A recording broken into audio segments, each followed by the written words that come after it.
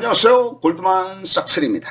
오늘은 징기스칸에 대해서 알아보겠습니다. 징기스칸은 1162년에 태어나서 1227년에 65살에 사망합니다.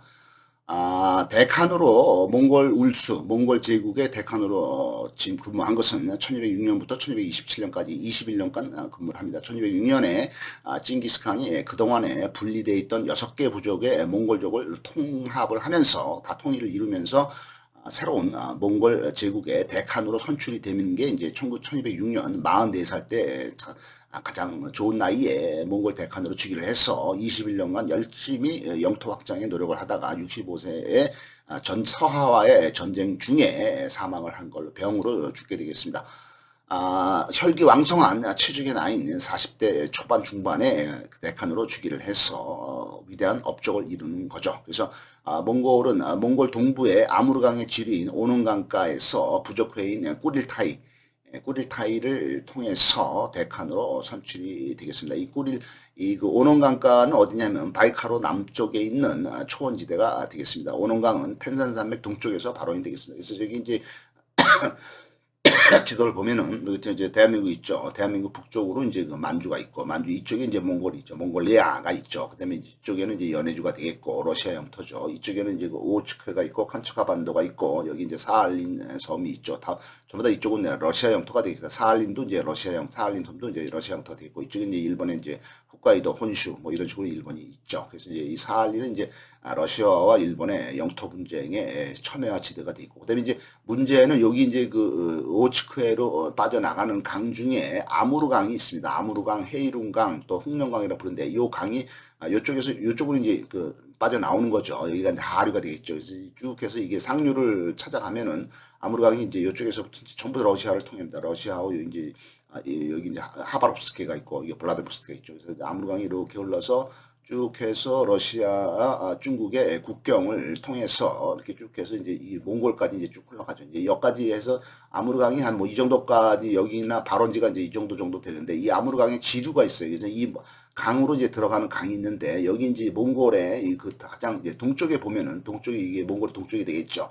이쪽에 이제 오논강이라고 있습니다. 오논강이 어디서 나오냐면은 이 오논강은 이제 중앙아시아 이쪽 이 그 몽골의 맨 서쪽에 가면은 이제 그 중국의 신장 위구르 자치구, 그다음에 중앙아시아의 카자흐스탄 이쪽하고 접하게 되죠. 이제 그쪽 지역까지 맨 서쪽까지 이제 여기 이제 그 중국에서 그 이제 가는 게 이제 타클라마칸 사막하고 이제 텐산산맥 있죠. 그 텐산산맥 이 맨쪽 이제 중앙아시아 쪽에 그 신장 위구르 자치구의 북쪽 거기에 있는 그 텐산산맥 중앙아시아와 뭐 러시아의 경계 뭐 이렇게 볼 수도 있죠. 그쪽에서 이제 옛날에는 이제 그쪽에서 이제 중가루족이 이제 발흥을 했지만은 중가루 제국이 또 그쪽에 있었죠. 아무튼 중가루가 있었죠. 고원이 있었지만은 그쪽에서부터 이제 그 텐산산맥 그쪽에서부터 이제 오논강이 이제 오논강이 이제 흘러 나옵니다. 그래서 이제 그 몽골의 수도가 울란바토르인데 이제 그래서 오논강이 이쪽으로 쭉 와서 이제 여기서 이제 그 이 아무르강 흑룡강하고 이제 합류를 하지만은 이 오논강가에서 이제 징기스칸이 태어났다. 그다음에 이제 몽골족의 근거지가 여기였다 이렇게 되어 있습니다. 그다음에 이제 뭐 이 징기스칸의 몽골족하고 가장 대립 관계에 있어 또 다른 그 몽골족이 타타르족은 이쪽 예, 세력을 뻗치고 있었다 이렇게 되어 있습니다. 그래서 이제 이 강을 따라서 이제 역사가 이어진 거죠. 그래서 이 아무르강, 흑룡강, 이 그 아무르강, 흑룡강에는 그 시베리아 호랑이들이 많이 살고 있습니다. 아무르 호랑이라고 그러죠. 호랑이가 많이 살고 있고 얘네들이 이제 가끔 가다가 넘어서 이제 북한으로 넘어오는 경우가 많습니다. 이 호랑이들이 이제 북한 지역으로 이제 이동을 하는 경우가 많죠. 그래서 이 조선에서 봤을 때는 이 아무르강으로 흘러가더라. 이 조선에 이제 여기 이제 그 백두산 이게 이제 압록강하고 두만강이 있고 백두산이 여기 있죠. 백두산이 이쪽에 백두산에서부터 흘러나가는 발원이 돼서 나가는 강이 유명한 송화강이 있습니다. 숭화강이라는데 이 강이 이렇게 흘러서 이렇게 가죠. 이렇게 가서 이제 숭화강이 이쪽으로 해서 이제 아무르강 쪽으로 이제 흘러 들어가죠. 이제 위로 쭉 갔다가 이제 동쪽으로 흘러 아무르강. 이 숭화강가에 이제 하얼빈이 있는 거죠. 그 중국의 만주의 그 흑룡강성의 주도인 하얼빈이 이쪽에 있고 그다음에 이제 그 길림성 길림성의 주도인 길림이 뭐 이쪽에 있고 길림성의 주도는 여기 창춘이죠. 창춘. 수도는 창춘이고 길림성의 길림이라는 도시는 여기 이 강가에 있네. 송화 강가에 있고 그다음에 이제 선양 여기는 이제 요동성의 주도가 되겠죠. 그래서 이제 여기 이제 만주국이 되겠고 그다음에 이제 이쪽에 이제 아무르강의 지류 중에 하나가 이제 그 우수리강. 우수리강이 또 이쪽에 있습니다. 이제 하바롭스키에서부터 하바롭스키에서 합류가 되는 강인 우수리강이 여기에 있죠. 그래서 이제 이렇게 돼 있고요. 이제 여기 이제 그 두만강의 맨 끝에는 이제 그 러시아 쪽에 훈춘이라는 도시가 또 있습니다. 이게 다 이제 지금 이제 중국이죠. 여기는 러시아고. 그래서 이제 이렇게 그 돼 있습니다. 그래서 여기는 또 그 몽골의 그 중앙 북쪽에는 바이카로가 있죠. 바이카로 남단에 이쪽에는 이제 몽골의 동쪽 지역은 이제 초원지대, 풀이 많은 초원지대가 되고 남쪽 지역은 이제 고비 사막이 있으니까 이제 그 사막지대가 되겠죠. 그래서 보았습니다. 그래서 이제 그 징기스칸이 이 징기스칸은 이제 그 전 세계를 지배를 했기 때문에 그의 배우자만 해도 11명이다. 수많은 여자들과 잠자리를 같이 했을 거면서 수많은 새끼들을 깠을 겁니다. 그래서 이제 지금 한 뭐 속설에 의하면은 지금 이 그 아시아에 살고 있는 대부분의 사람들은 징기스칸의 자손들이 아니냐. 뭐 이리저리 연결돼 가지고 돼 있습니다. 그래서 그 우리나라도 징기스칸의 자손일 가능성이 많은 게 뭐 그전에도 뭐 다른 경로를 통해서 몽골족하고 뭐 교류도 있었겠고 뭐 번식도 있었겠지만은 특히나 그 우리 고려 말때 이제 몽골이 이제 고려를 지배를 했죠. 그래서 이제 고려 왕들이 이제 몽골에 충성한다는 의미로 해서 앞에 왕 이름에다 충자를 썼죠. 그래서 충선왕, 뭐 충숙왕, 뭐 충렬왕, 뭐 이런 식으로 해서 충자를 쓴 게 전부 이제 몽골의 지배를 받았던 고려의 왕들입니다. 이때 이제 그 고려가 몽골에 대항하느라고 뭐 무슨 뭐 강화도에 가서 뭐 강화도에서 무신 정권이 대항을 하고 뭐 이랬기도 했지만은 그 당시에 이제 몽골 쪽에서 많은 사람들이 이 그 한반도로 넘어와서 그 몽골족의 넘어온 사람 중에서 지금 여러 가지 있지만은 뭐 이제 한 예를 들면은 우리 중에 이제 변씨가 있습니다. 변씨가 몽골족이다. 뭐 또 딴 씨도 있겠지만은 그래서 이제 그런 여러 가지 경로를 통해서 볼 때 우리 지금 이 아시아에 살고 있는 사람들의 상당히 많은 사람들이 징기스칸의 자손일 것이다. 왜냐하면 징기스칸이 상당히 많은 나라들을 정복을 했고 그다음에 이제 많이 이제 그 통치를 하면서 오랫동안 영향력을 행사를 했기 때문에 그 징기스칸의 피가 섞였을 것이다 이렇게 보고 있습니다. 징기스칸은 최고의 정복자이며 최고의 군주라고도 볼 수가 있습니다. 중국이나 중앙아시아, 동아시아 현존 인류의 대부분이 그의 유전자를 가지고 있을 것으로 보이므로 번식에 성공한 사람으로 보였습니다. 징기스칸이 성공한 요인은 무엇일까? 첫째, 믿을 만한 군인들을 거느리고 있습니다. 그래서 뭐 신뢰관계, 부하와의 신뢰 있습니다. 그래서 그 이거를 볼 수 있는 게 징기스칸이 1206년에 이제 그 몽골 통일을 하지만은 그 바로 3년 전에는 되게 어려웠어요. 그래서 징기스칸이 이제 1200년대 들어와면서 세력을 키웠는데 특히 이제 1202년에 그 자기 아버지를 죽인 아버지 예수게이를 죽인 타타르족에 대한 원수를 갚아서 1202년에 타타르족을 멸망을 시킵니다. 그래서 뭐 상상 세력이 이제 뻗치죠. 그러니까 징기스칸이 세력을 뻗치니까 징기스칸하고 의붓 아버지 관계를 맺고 있었던 또 다른 몽골의 부족인 몽골 남쪽에 있던 케레이트족의 수장이 옹칸이었는데 이 사람이 이제 그 징기스칸의 의붓 아버지 역할을 하면서 도와주기를 많이 했지만은 징기스칸이 세력이 너무 커지니까 이거 안 되겠다. 징기스칸 좀 억제해야 되겠다. 하면서 이제 그 배신을 합니다. 그래서 이제 징기스칸을 공격을 하고 징기스칸 싸우죠. 그래서 이제 1203년에 타타르족이 멸망한 지 1년 만에 케레이트족의 옹칸이 그 나머지 그 몽골 부족들을 이제 꼬셔가지고 몽골 그 연합군대를 만듭니다. 근데 여기에는 이제 그 징기스칸의 오랜 친구였던 자무카도 참여를 합니다. 그래서 그 친구도 배신을 하죠. 그래서 이제 얘네들이 이제 그 몽골 연합군이 케레이트의 옹칸 주도의 몽골 연합군이 이제 징기스칸을 공격을 해서 징기스칸이 전쟁에서 대패를 하고 그다음에 이제 도망을 가죠. 그 도망가는데 그 중에서 이제 마지막까지 같이 도망을 간 사람이 19명밖에 안 됩니다. 그래서 군대는 뭐 몇몇 명이 싸우지만 다 이제 잃고 19명이 이제 겨우겨우 이제 도망을 가서 그 이제 그 몽골의 가장 서북쪽 바이카로스 북쪽에 있는 바이카로스까지 도망을 갑니다. 바이카로스에는 이제 몽골의 따다란 메르키트족이 이제 주로 있었는데 그 근처에 있는 그 바이카로스 근처에 있는 호수 거기서 그 19명이 진흙탕 속에서 서로 피해 동맹을 맺습니다. 그러면서 징기스칸이 깨달은 것이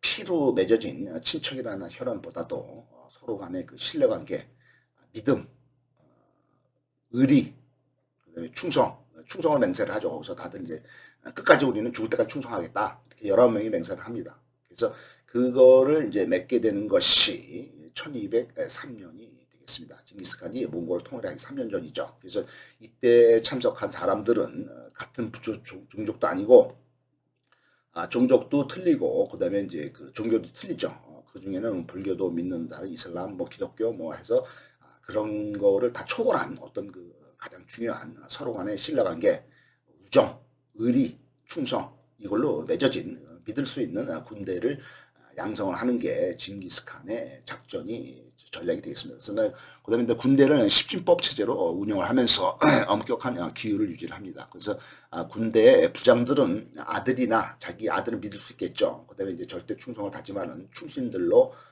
메웁니다. 그래서 징기스칸이 이제 전 세계를 정복을 할 때도 그 아들하고 손자들이 혁혁한 공을 세웁니다. 그래서 이제 징기스칸이 가장 믿는 장군인 제베 수부타이도 뭐 활약을 많이 했지만은 징기스칸의 큰 아들인 주치의 아들, 그러니까 손자인 바투가 이제 유럽 연정에서 혁혁한 공을 세웠고, 그다음에 이제 그 중국의 그 당시 다스리던 금나라, 여진족의 금나라라든가 그다음에 이제 한족의 남송, 송나라를 공격을 할 때는 징기스칸의 아들들인 그 손자인 꾸빌라이, 그다음에 뭐 몽케, 그다음에 이제 뭐 꾸빌라이의 동생, 뭐 이제 이런 사람들이 상당히 활동을 하면서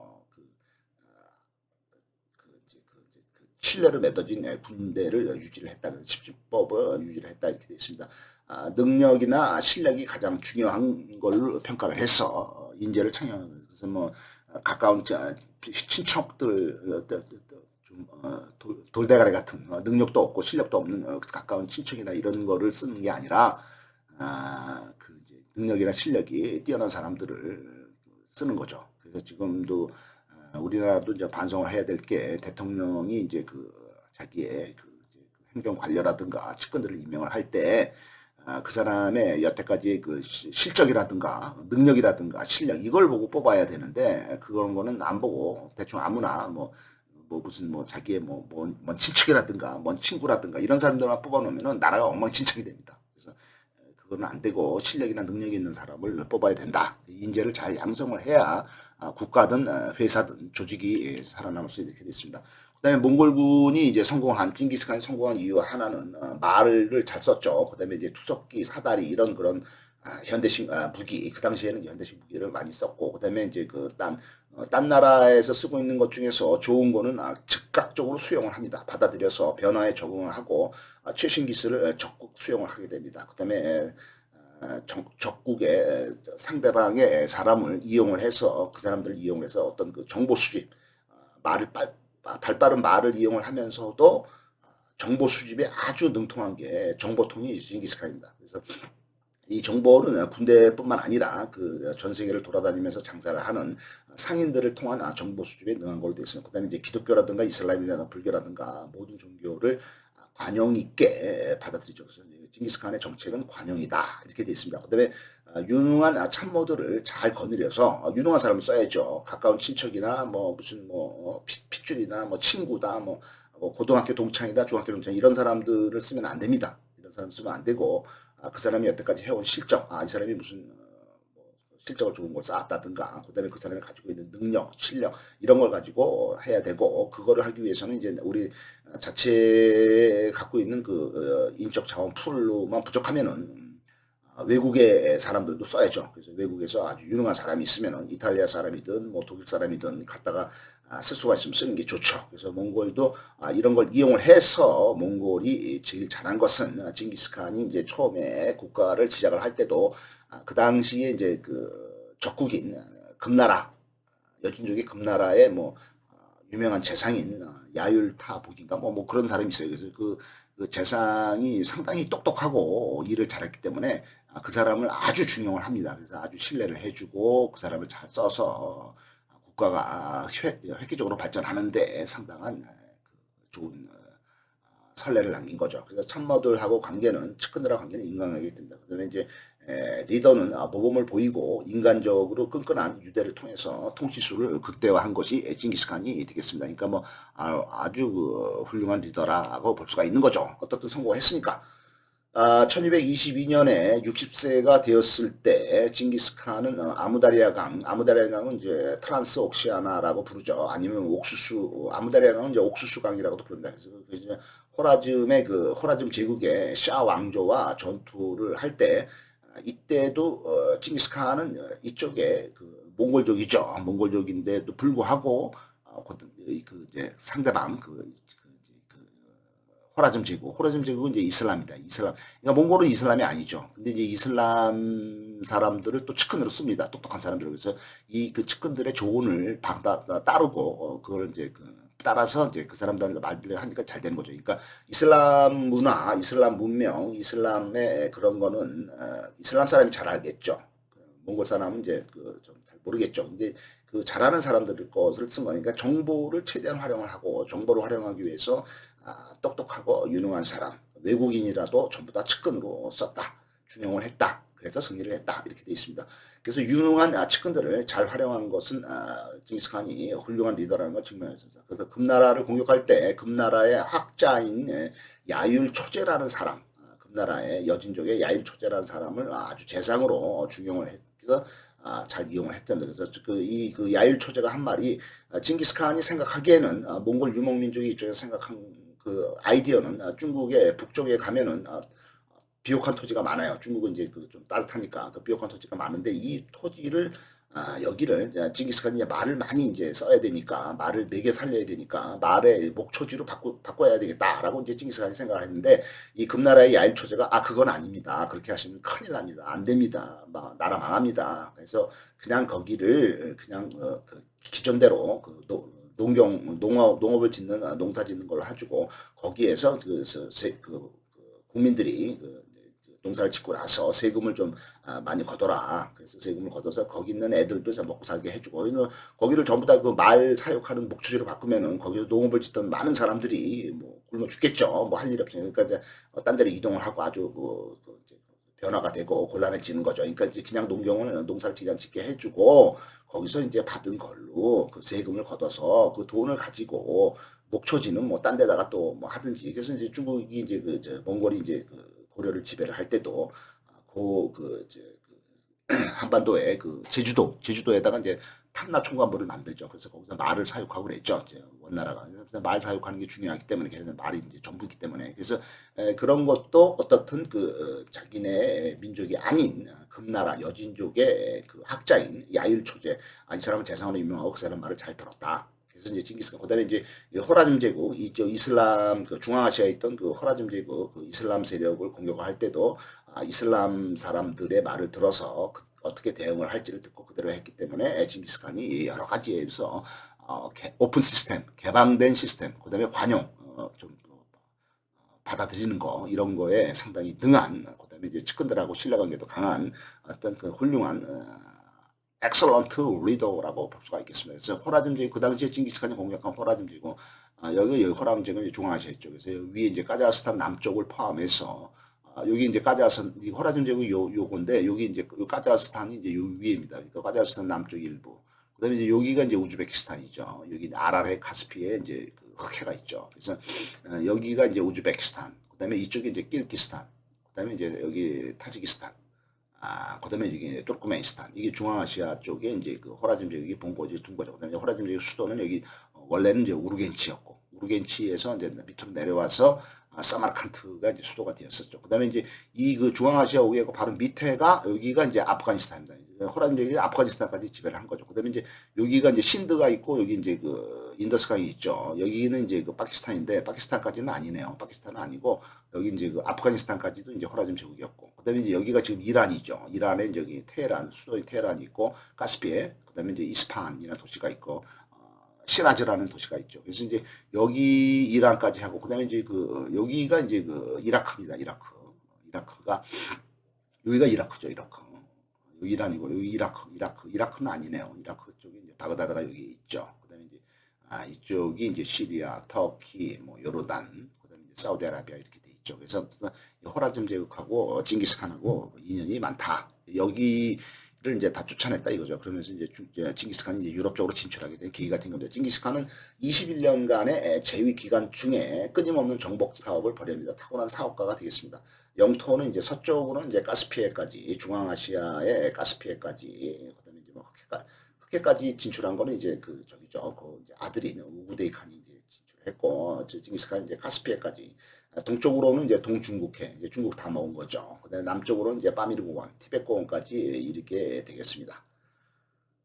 그러니까 이제 티벳고원까지 이르게 된 거죠. 그래서 이제 그 징기스칸이 이제 지배를 한 거는 여기 이제 그 당시 이제 요 나라 이제 뭐 몽골이 여기 이제 징기스칸이 이제 해서 그 당시 이제 그 처음에 이제 요 나라 거란족을 몰아내고 그다음에 이제 금나라가 들어선 건 이제 금나라 다 몰아내고 이제 북송도 다 몰아내고 이제 여기를 다 차지하고 이제 중국의 가장 북서쪽에 있던 간수성에 있던 그 서하 여기도 이제 다 이제 그 징기스칸이 이제 1227년에 이 서하를 공격하다가 이제 그 전쟁 중에 진중에서 병으로 죽지만 어떻든 간에 여기서 나중에 아들이 우구데이 칸이 점령을 하죠. 그래서 징기스칸이 이제 여기를 이제 중국하고 만주 이쪽하고를 다 이제 점령을 한 거죠. 점령을 하고 이제 그 위구르 자치구 여기 이제 텐산산맥이 있죠. 그다음에 이제 중앙아시아 오게 있고 그다음에 이제 요 밑으로 이제 있는 게 지금의 티베트죠. 여기 이제 히말라야 산맥이 있겠고 히말라야 산맥이 이제 인도가 있죠. 근데 이 그 티베트가 이제 그 당시에 토본이라는 티베트 계통의 유목민족이 살고 있었는데 여기는 이제 아마 점령을 못한 것 같습니다.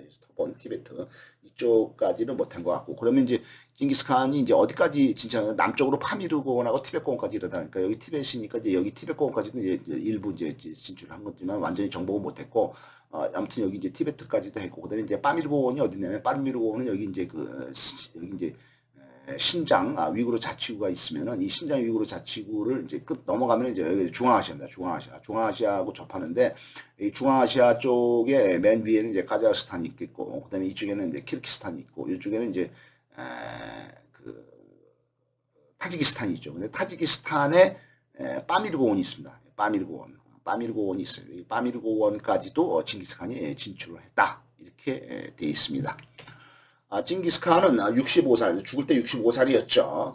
늙은 나이에, 그 당시에 늙었죠. 마지막으로 서하를 공격을 하다가 1227년 전쟁으로 가는 길에 진중에서 병으로 죽게 되겠습니다. 그가 죽은 후에 그의 부대는 서하의 수도가 영하입니다. 영하를 함락을 하고 징기스칸은 죽었지만은 그 부하들이 서하를 공격을 하고 너 때문에 우리 그 대칸이 죽었다 해서 이제 서하의 모든 주민들을 전부 다 100% 철저히 살육을 하게 되겠습니다.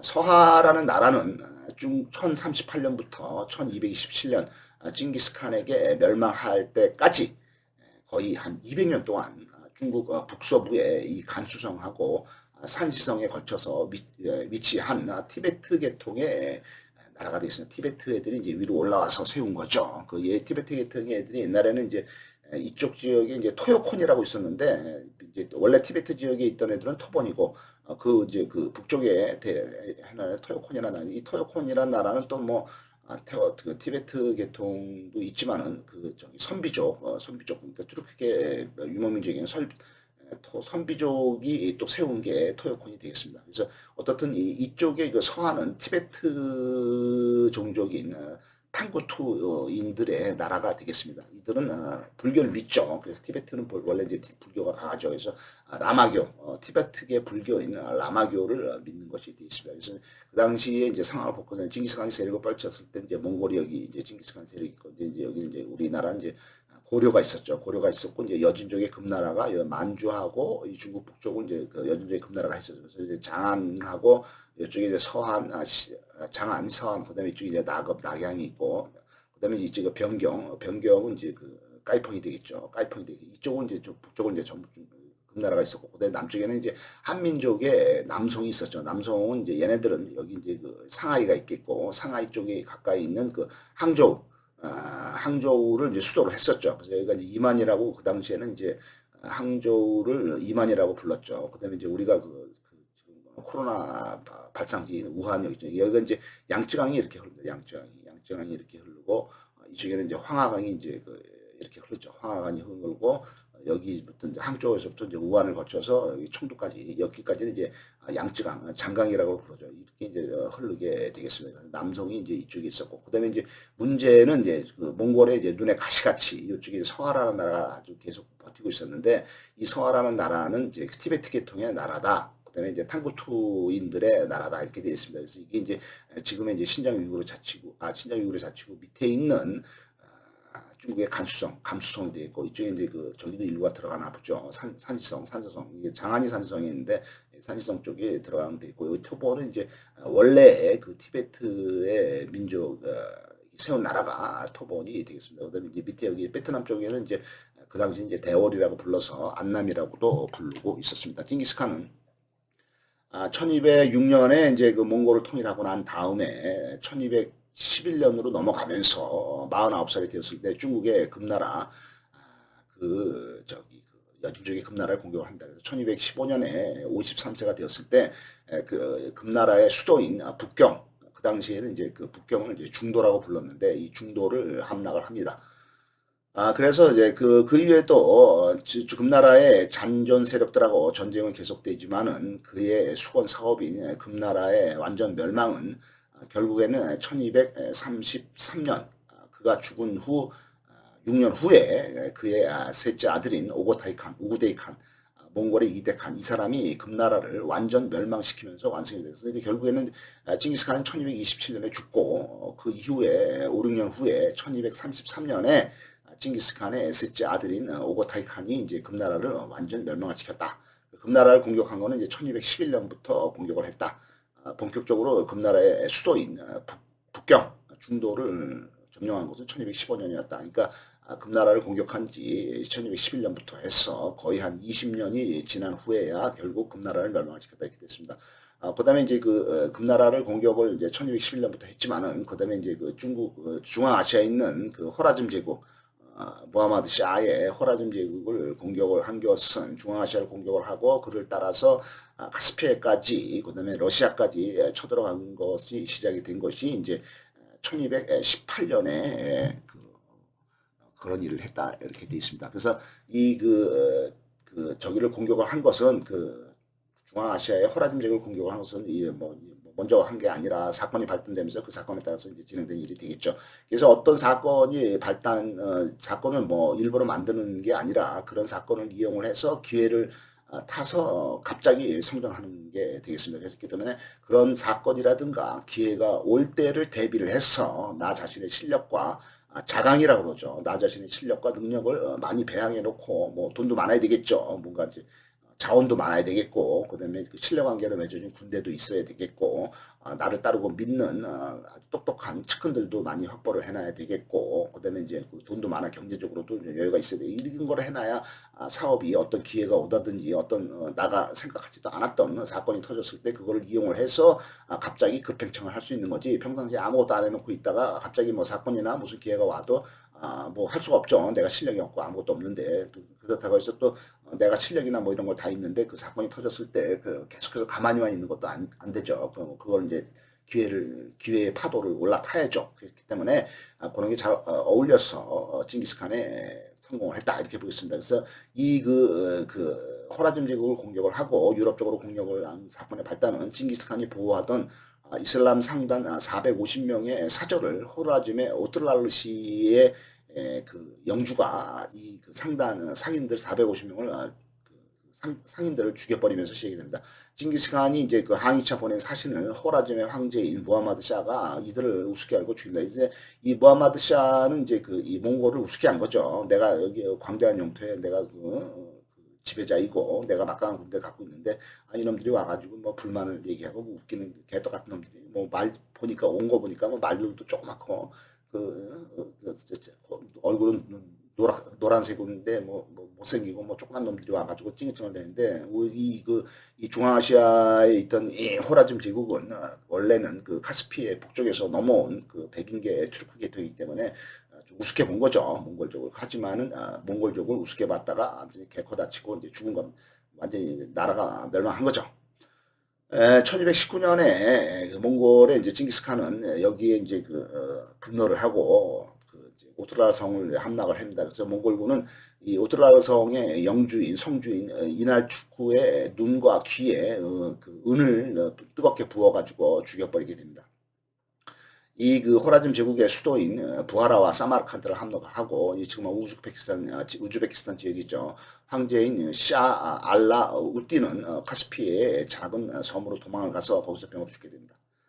그러면서 이제 그 징기스칸은 러시아 남쪽의 스텝 지역인 이 카프카스 지역까지도 진출을 해서 여기서 이제 이 카프카스를 점령을 한 걸로 되어 있습니다. 징기스칸의 통치 방식은 나한테 협력을 하고 나한테 항복을 하면은 용서를 하고 받아주고 자치권을 인정하고 뭔가 혜택을 줍니다. 하지만은 나한테 반항을 하고 나한테 항복을 안 하면은 풀 한 폭이 안 남기고 모두 다 죽입니다. 그러니까 애들 뭐 노인네 그다음에 뭐 병자 뭐 이런 거 상관없이 나한테 반항을 한 사람 그 국가는 그 성은 모두 다 그 씨 한 마리 안 남기고 다 죽여버리게 됩니다.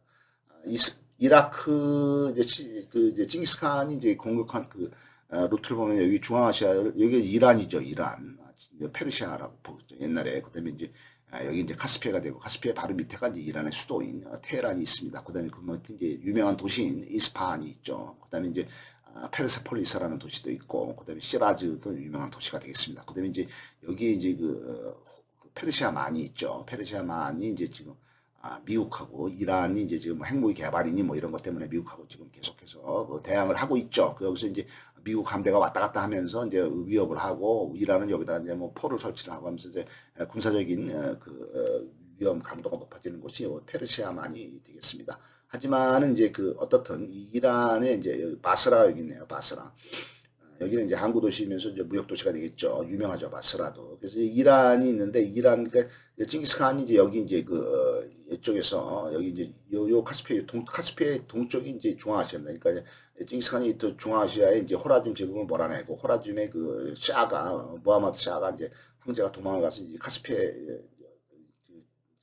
여기서 이제 도망가서 카스피해 섬에서 이제 병으로 죽는데 이걸 쫓아가죠. 그래서 징기스칸 부대가 그 왕을 잡으려고 쫓아가다가 이란 북쪽을 통해서 이쪽으로 카카스 지역으로 올라와죠. 카카스 지역 올라왔다가 일로 왔으니까 여기가 이제 러시아인데 러시아의 그 연합군들 그 키예프 공군, 모스크바 공군 뭐 포함해서 러시아 연합군이 이제 징기스칸 부대하고 이제 여기서 붙었죠. 근데 징기스칸이 이기죠. 그래서 이제 러시아는 대패를 하고 근데 징기스칸 부대가 이제 여기까지 왔다가는 러시아군을 이제 그 격파를 하고 나서는 이제 이 북쪽으로 해서 이제 다시 이제 몽골로 돌아가죠. 그 동가라간 게 징기스칸 때 이제 1차원적이고 그 돌아가서 이제 그 몽골의 수도인 카라코롬에 들어가죠.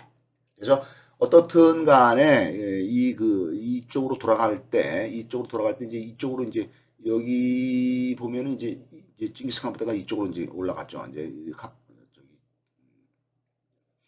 카스피해를 끼고 이렇게 올라갈 때 이제 여기가 이제 그 이라크가 되겠습니다. 이거 메소포타미아 지역이죠. 여기 이제 유프라테스 강, 티그리스 강 이렇게 쓰는데 이라크의 그 수도인 바그다드가 있고 여기 이제 바그다드 이쪽을 지나갔다는 거죠. 이쪽을 지나가면서 이 몽골군이 이제 여기 이제 그 이스파한하고 바그다드 이쪽에서 이제 대대적인 이제 전쟁을 치르면서 이쪽에 이제 그 박살을 내면서 여기에 가면 지금도 10만 개의 해골로 만든 탑이 있다.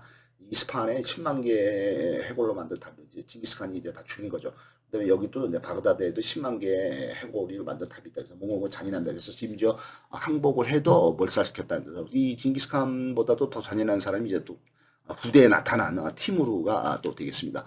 징기스칸의 아버지인 예스게이 바투르 징기스칸 엄마 이름은 호엘룬입니다. 호엘룬. 근데 아버지는 1134년에 1171년에 35살에 아주 젊은 나이에 아버지가 죽죠. 그래서 징기스칸이 9살 때 아버지가 죽었습니다. 그래서 이제 그 타타르족에 독사를 한 걸로 돼 있어요. 그래서 징기스칸은 어렸을 때 아주 어렵게 자랐다 이렇게 됐습니다. 그다음에 아버지 예수게이는 1160년 그러니까 26살 한 젊을 때죠. 젊을 때부터 11년간 이 몽골족의 시족장을 하다가 징기스칸이 9살 때 타타르족의 족장에 독사를 합니다. 그러니까 이 아버지도 상당히 26살 때부터 11년간 리더를 했다는 얘기가 되겠습니다.